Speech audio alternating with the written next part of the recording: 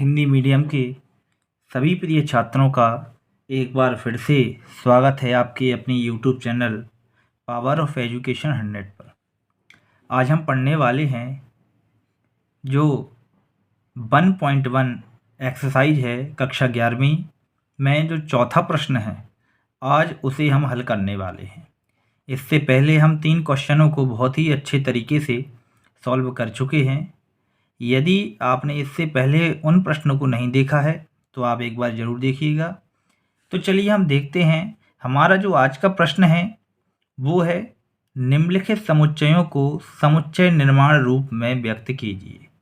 ठीक है, तो हमें ये जो संख्याएं दी गई हैं आप देख रहे होंगे, इनके लिए समुच्चय निर्माण रूप में क्या करना है, हमें इनको व्यक्त करना है। ठीक है, समुच्चय निर्माण रूप में। चलिए तो देखते हैं हम किस तरीके से इनको सॉल्व करते हैं।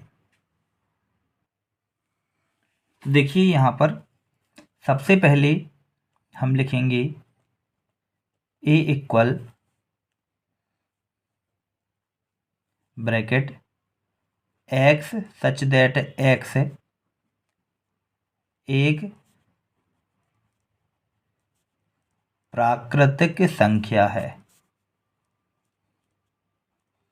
जो x है वो कौन सी संख्या है, एक प्राकृतिक संख्या है, जहाँ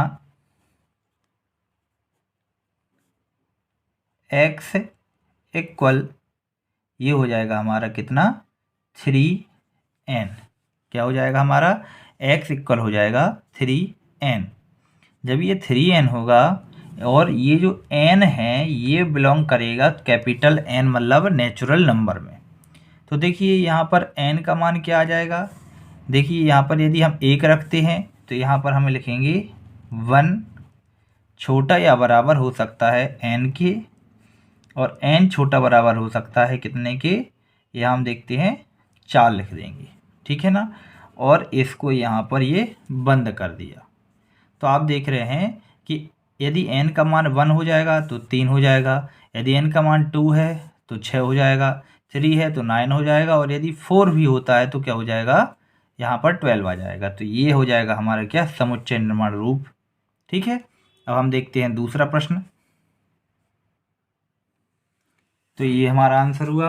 अब हम देखते हैं हमारा जो दूसरा प्रश्न है, दूसरा प्रश्न क्या कह रहा है। देखिए a इक्वल, इसे हम देखेंगे क्या, x सच दैट x, और ये बिलोंग, ये क्या हो जाएगा, एक, सबसे पहले यही लिखना है, यह एक प्राकृतिक संख्या है,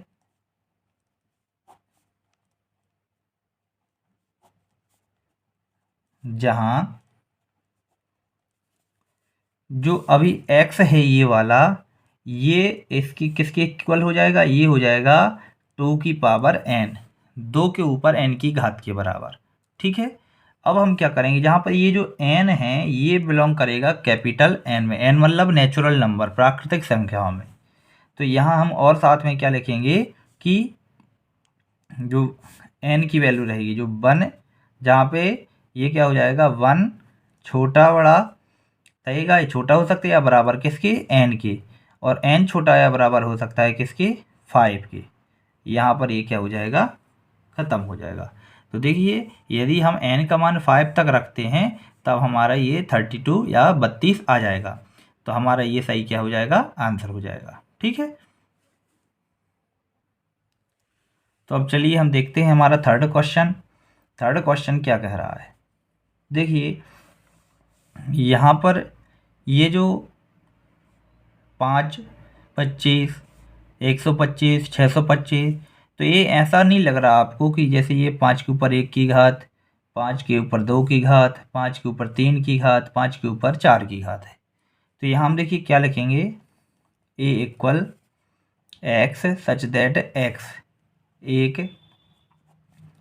प्राकृत संख्या है,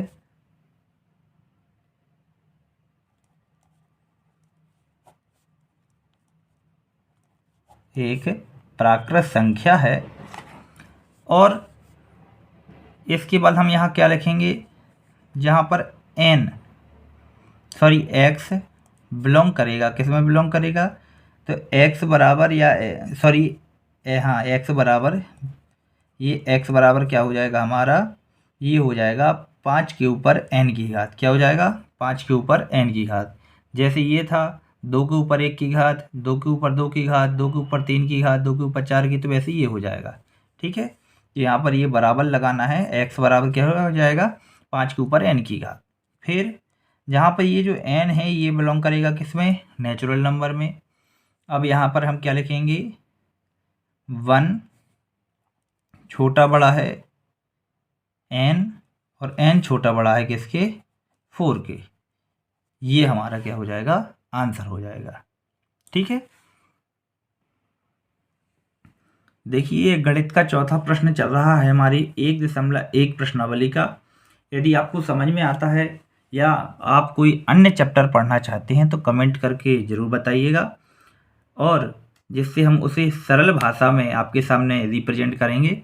हमारा देखिए अगला क्वेश्चन है 2, 4, 6 डैश सी। तो क्या हो जाएगा, यहाँ हम क्या लिखेंगे, a equal x such that x एक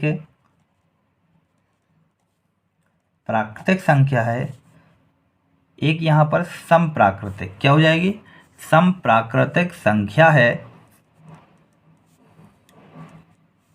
जहाँ